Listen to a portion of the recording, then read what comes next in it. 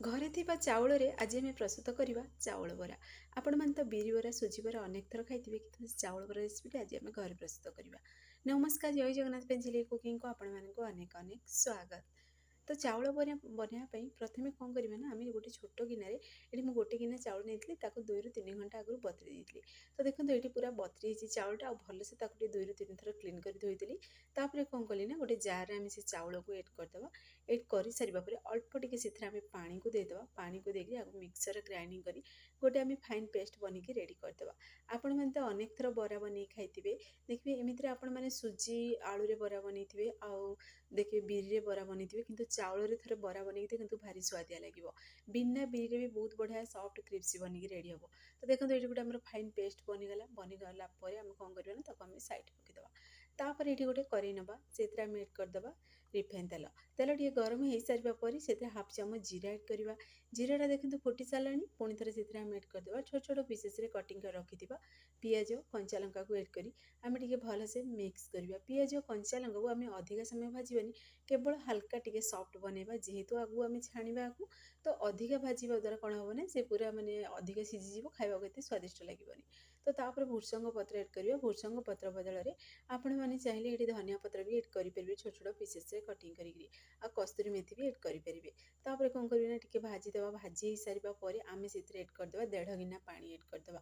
ମୁଁ ଗୋଟେ ଗିନା ଚାଉଳ ମାପରେ 1.5 ଗିନା ପାଣି ଏଡ୍ କରିଛି। ଯେହେତୁ ଏଠି ଆମେ ଚାଉଳକୁ ବାଟିକି ନେଇଛନ୍ତି, ଆଉ ଆପଣମାନେ ଯଦି ଏଠି ଚୂନା ନେଉଛନ୍ତି, ତାହେଲେ ସେମ୍ ପ୍ରୋସେସ୍ରେ ଆପଣମାନେ ବନେଇ ପାରିବେ। 1.5 ଗିନା ଏଠି ପାଣି ନେଇପାରିବେ ଗୋଟେ ଛୋଟ ଗିନା ଚାଉଳକୁ, କି ଯେକୌଣସି ଗିନା ହଉ କପ୍ରେ ମେଜରମେଣ୍ଟରେ ଆପଣମାନେ ଏଠି ବନେଇ ପାରିବେ। ତ ଦେଖନ୍ତୁ ଟିକେ ପାଣିଟା ଫୁଟି ସାରିବା ପରେ ଟିକେ ମୁଁ ସ୍ୱାଦ ଅନୁସାରେ ଦେଇଦେଲି ଲୁଣ। ତାପରେ କ'ଣ କଲି ନା, ସେ ବଟାକୁ ଗୋଟେ ହାତରେ ମୁଁ ପକାଉଥିଲି, ଆଉ ଗୋଟେ ହାତରେ ମିକ୍ସ କରୁଥିଲି। ଯେମିତି ଆପଣମାନେ ଜନ୍ତୁଣି ବନାଉଥିବେ ଉପମା ପାଇଁ, ଦେଖିବେ ଯେତେବେଳେ ଆମେ ସୁଜି ଉପମା ବନାଉ ଯେମିତି ଆପଣମାନେ ମିକ୍ସ କରୁଥିବେ, ସେଇଭଳି ପ୍ରୋସେସ୍ରେ ହିଁ ମିକ୍ସ କରିବେ। ଆଉ ଦେଖିକି ଜାଣିପାରୁଥିବେ ଧୀରେ ଧୀରେ ସିଏ ପୁରା ଡୋ ବନିକି ରେଡ଼ି ହେଇଯିବ। ଆଉ ଆପଣମାନେ ଚାହିଁଲେ ଯେତେବେଳେ ଆମେ ପାଣି ଏଡ୍ କଲେ ନା, ସେଇ ସମୟରେ ଅଳ୍ପ ଟିକେ ହଳଦୀ ଗୁଣ୍ଡ, ଟିକେ ହାଲକା କଲର୍ ବନେଇବା ପାଇଁ ହଳଦୀ ଗୁଣ୍ଡ ଏଡ୍ କରିପାରିବେ। କିନ୍ତୁ ମୁଁ ହଳଦୀ ଗୁଣ୍ଡ ସେଇ ସମୟରେ ଏଡ୍ କରିବାକୁ ଭୁଲି ଯାଇଥିଲି, ତ ମୁଁ ଲାଷ୍ଟରେ ଅଳ୍ପ ଟିକେ ସେଥିରେ ହଳଦୀ ଗୁଣ୍ଡକୁ ଏଡ୍ କରିଦେଲି। ତାପରେ ଦେଖନ୍ତୁ ଏଇଠି ମୁଁ 1.5 ଗିନା ଚାଉଳ ପାଇଁ ଏଠି ଗୋଟେ ବଡ଼ ଆଳୁକୁ କ'ଣ କରିଛି ନା, ସିଝେଇ ଦେଇକିରି ତାକୁ ଭଲସେ ଟିକେ ମେସ୍ କରିଦେଇଛି, ଯେମିତି ବିଲକୁଲ ଗୋଟାଳିଆ ଅଂଶ ରହିବନି। ପୁରା ଆଳୁଟାକୁ ଚକୁଟି ଦେବେ। ଚକୁଟି ଦେଇକି ସେଥିରେ ଆମେ ଏଡ୍ କରିଦେବା। ଏଡ୍ କରିକି ଟିକେ ଭଲସେ ଆକୁ ମିକ୍ସ କରିଦେବା। ଦେଖିବେ ଆଳୁ ଯଦି ଏଡ୍ କରିଦେବେ, ତାହେଲେ ସ୍ୱାଦ ହିଁ ବଢ଼ିଯାଏ। ଯେହେତୁ ବିନା ବିରିରେ ବନାଉଛନ୍ତି, ତ କେବଳ ଚାଉଳରେ ହିଁ ଆମେ ପ୍ରସ୍ତୁତ କରୁଛନ୍ତି। ତ ଦେଖିବେ ଆଳୁ ଯଦି ଏଡ୍ କରିବେ, ତାହେଲେ ଭାରି ସୁଆଦିଆ ଲାଗିବ ଖାଇବା ପାଇଁ। ତ ଆଳୁ ଏମିତି କିଛି ମେଜରମେଣ୍ଟ ନଥାଏ, କିନ୍ତୁ ମୁଁ ଏଠି ଗୋଟେ ଆଳୁ ହିଁ ଏଡ୍ କରିଦେଇଛି। ଯେହେତୁ ଯେତିକି ଆପଣମାନେ ଚାଉଳ ନେଇଥିବେ ସେ ଅନୁସାରେ ଏଡ୍ କରିବେ। ତ ଏଠି ଦେଖନ୍ତୁ ଆମେ ଡୋଟା ବନେଇ ସାରିବା ପରେ କ'ଣ କରିବା ନା, ଗୋଟେ ଆମେ ପ୍ଲେଟ୍କୁ ବାହାର କରିଦେବା। ଅଳ୍ପ ଟିକେ ତା ଉପରେ ମୁଁ ତେଲକୁ ଏଠି ସ୍ପ୍ରେ କରିଦେଲି। ଏଇଥିପାଇଁ କଲି ଯେ ଯେମିତିକି ହାତରେ ବିଲକୁଲ ବି ଲାଗିବନି, ଆଉ ଗରମ ବି ଅଛି। ତ ଟିକେ ଭଲସେ ଟିକେ ଚକୁଟି ଦେବା। ଏଭଳି ପ୍ରୋସେସ୍ରେ ଟିକେ ଚକୁଟି ଦେବେ। ଚକୁଟି ଦେବେ, ଟିକେ ଥଣ୍ଡା ହେଇସାରିବା ପରେ ସେଥିରେ ଅଳ୍ପ ଅଳ୍ପ ପୋଷଣ ନେବେ। ଟିକେ ହାଲକା ଏଠି ଥଣ୍ଡା ହେଇସାରିବା ପରେ ମୁଁ ନେଉଛି, ଫିର୍ ବି ଏବେ ଟିକେ ଗରମ ହିଁ ଅଛି।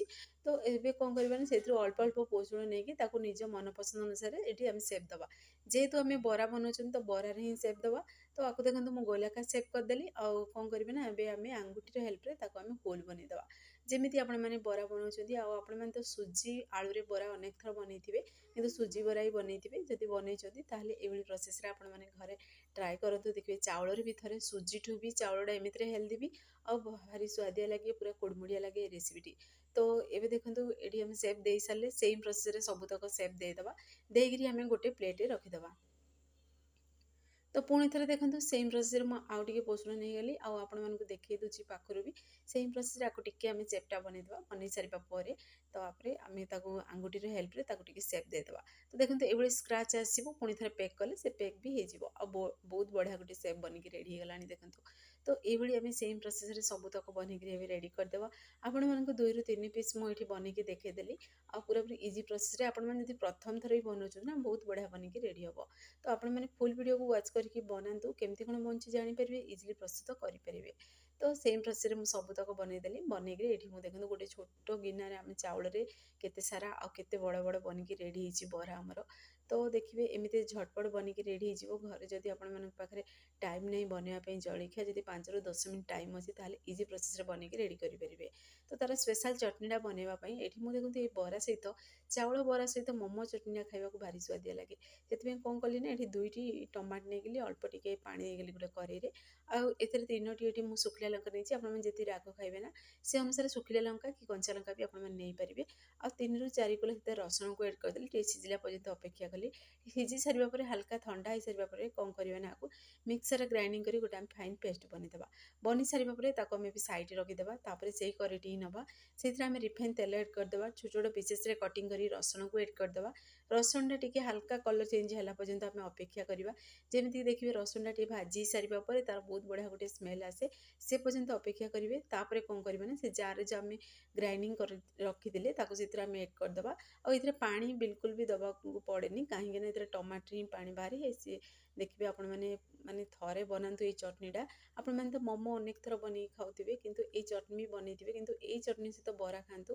भारी स्वादिया लगे तापर कौन करेंगे ना आम बिल्कुल ये लुण एड कर समय लुण को एड करदे आगे भल से कौन कर ना मिक्स करदे तो ये समय गैस आंच पूरा स्लो आंच रखी आगे फुटला पर्यंत आम अपेक्षा करवा जमीक लुण से एड करते लुण भी मेल्ट हो देखिए बहुत ये रसुण फ्लेवर भी आसीज चटनी बहुत बढ़िया लगे खावाई आ देखो बहुत बढ़िया आम गोटे चटनी बनिकी रेडी भी हो गलानी आपको कौन करवा ना साइड रखीदे आगू आम कम आसो खाଇବା जेहेतु आम बरा सहित चटनी खाଇବା बहुत बढ़िया लगे खावाई तापर कौन करवा गोटे पेन नवा पेन रे आम एड करदे रिफाइन तेल तेलटा पूरा गरम है पर्यंत अपेक्षा करवा तेलटा पूरा गरम हो सारापर आम जो बरा को सेप देकी रखीदे ना देखिए बराटा जब प्रथम सेप देकी रखीदेवे से टिके देखिए मैंने बराटा बिल्कुल भी भांगनी तेल एड कला मैंने से टिके ठंडा है आप जानते पूरा पूरी से डो फ्रेम को आसी जाए पूरा मैं टाण हो जाए जंतुणीटा तो देखो केते बढ़िया पूरा सेप आम बरा बनिकी रेडी होती आउट कौन कर उलट पलट करके हाई फ्लेम रे फ्राए करवा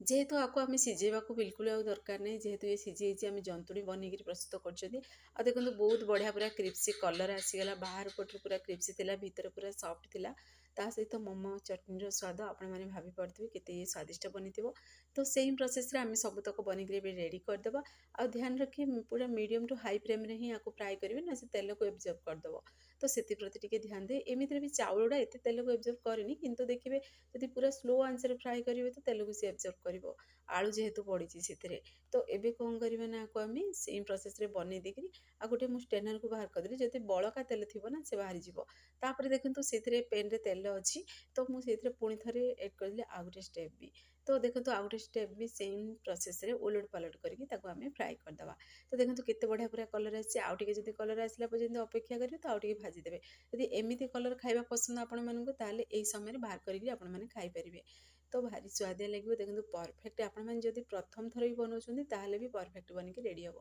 तो देखो आ गोटे स्टेप भी बनिकी रेडी गला सेम प्रोसेस सबुतक बनईदेवा गोटे आम प्लेटे रखीदेवा फ्रेंड्स आपड़ जब भिडियोटी मोर पसंद आसो सांग मानक शेयर करूँ लाइक करूँ चैनल जब नुआ अच्छा ताहले चैनल को मोर सब्सक्राइब कर दिंतु बेल आइकन क्लिक कर दिंतु जहाँफल मोर सब वीडियो नोटिफिकेशन प्रथम आपण मानक पहुँचो एमती इजी इजी वीडियो नहीं आसबि आपण मैंने देखिए घरे आपको निहाती ट्राए करूँ आ जब फेसबुक पेज देखुं ताहले फेसबुक पेज मोर फॉलो करूँ इंस्टाग्राम रे देखुले फॉलो करने को जमार भूलतुनि तो देखो फाइनाली आम रेसिपी बनिकी रेडी भी हो गलानी तो आपण मैंने भी यही तरीके घरे ट्राए करूँ आपण मान अनुभूति मो सहित शेयर करूँ आ कौ जिलूर देखुं कमेंट माध्यम जनातु मत भी खुशी लगे वीडियो केदूर पर्यंत पहुँचुची तो देखो ये बरा बनी सारापर चटनी भी बाढ़ी आपण मानक देखी दूसरी पूरा कैमेरा सामने भी देखुची केते बढ़िया देखा फ्लेवर भी यार बहुत बढ़िया थिला तो यही तरीके आपण मैंने घरे ट्राए करूँ आपण मैंने चिली सॉस टमाटो सॉस सहित भी खाई परिबे जदि ये चटनी बनया को चाहूना तो कि एमती भी बराटा खाइबे ना भारी स्वादिया लगे तो देखो आपण मानक बरा गोटे खंड कर देखदेवी केमती कौन बनूची पूरा पाखर भी देखदेवी आ देखो चटनी बनी आम जेहेतु गोटे गिना को बाहर करदे आम रखीदे सैड्रे देखिए यही बराटा जब बनइबे छुआ मान टिफिन बॉक्स रे भी देवे से माने भी स्वाद भूली पारे ना हेल्दी भी रही घरे जेको जिनस भी आपण मैंने बनईकी दिखती ना से हेल्दी रे मार्केट रू आने बदल आपण मैंने घरे आपको बनईकी दिंतु देखिए छोट बड़ समस्ते पसंद करेंगे जेहेतु ये वर्षा होची ए वर्षा पाग को जब मुसमुसिया किसी गरम गरम खावा को मिलगला ना ताहले मजा किसी अलग थाए तो देखो मुसमुसिया चाउल बरा आमर बनिकी रेडी हो सारी तो आपण मैंने अनेक थर अनेक प्रकार रेसिपी बनई किंतु ए रेसिपीटा को जब थे ट्राए कले ना स्वाद ही ଭୁଲି ପାରିବେନି। ତ ଏଇ ତରିକାରେ ଘରେ ଟ୍ରାଏ କରନ୍ତୁ। ସେ ପର୍ଯ୍ୟନ୍ତ ରହୁଛି, ପୁଣି ଏକ ନୂଆ ରେସିପି ନେଇ ଆସିବି।